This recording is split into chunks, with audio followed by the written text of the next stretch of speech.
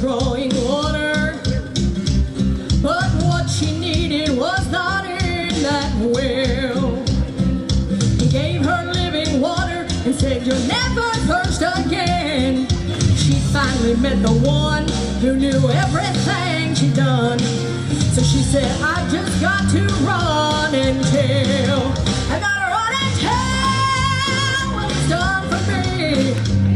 I gotta spread the word to the world that's heard how he set me free.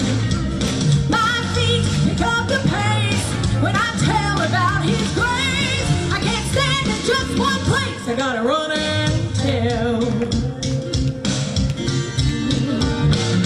Paul was preaching to a crowd one morning, and in that crowd a crippled man was laid.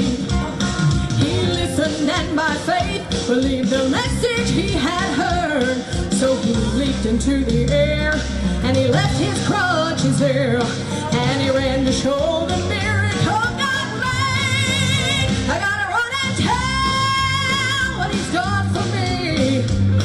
I gotta spread the word to the world that's heard how he set me free. My feet pick up the pace when I tell about his grace. I can't stand in just one place. I gotta run and tell.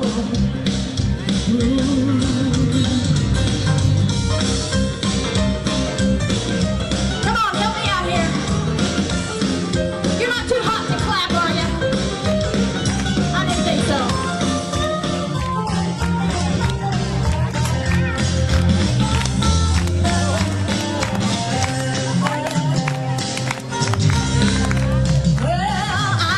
Was thirsty for that living water, and crippled by the sin in me until, now listen, I was touched by grace, so freely given. I just gotta tell it. How can I stand still? I gotta run and tell what he's done for me. I gotta spread the word to the world that's heard how he set me free. Well, my feet pick up the pace when I tell about his grace. I can't stand in just one place. I gotta run and tell. I gotta run and tell what he's done for me. I gotta spread the word to the world that's heard how he set me free. My feet pick up the pace when I tell about his grace. I can't stand in just one place. I gotta run and tell.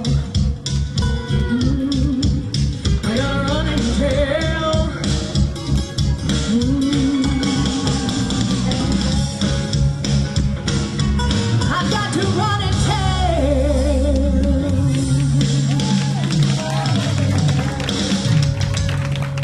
Thank you.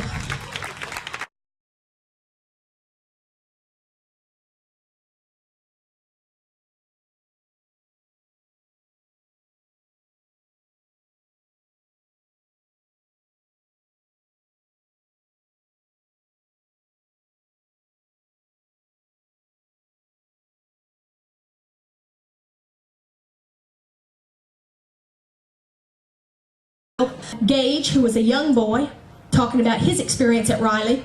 And then there was my sister-in-law, actually, Cheryl Coomer, who had the 3 children with a genetic kidney condition. She talked about how they are at Riley. And a young man by the name of Tom, who talked about his son, who is currently monthly goes to Riley. And most of the time, because Riley is a children's hospital, we think about what it would be like to have our son or our daughter in Riley. You can imagine how tough that must be. You can imagine how tough it was for this young man to lose the battle and thinking that they still wanted the child. But for some reason, God saw fit to go ahead and take him home. Well, we have heard this story before, if you just think back, because there was God who sent his son. And there was a point in time when he had to just turn away because it was his son.